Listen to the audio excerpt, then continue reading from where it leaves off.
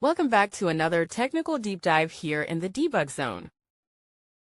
Today we're tackling a big question and breaking it down with us from other users. Hopefully this clears up some misconceptions and helps you get the answer you need. So buckle up, stay a little curious, and let's jump right in.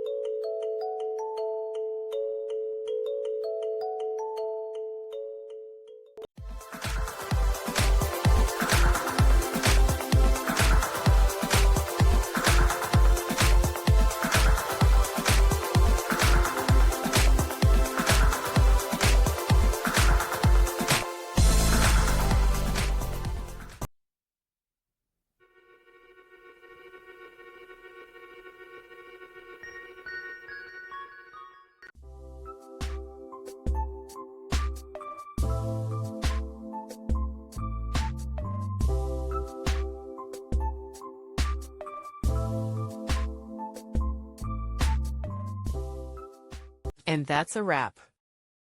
I hope you found the answer you were looking for. If you did, take a second to hit that subscribe button. It really helps out. And let me know in the comments which solution worked best for you. See you next time in the debug zone.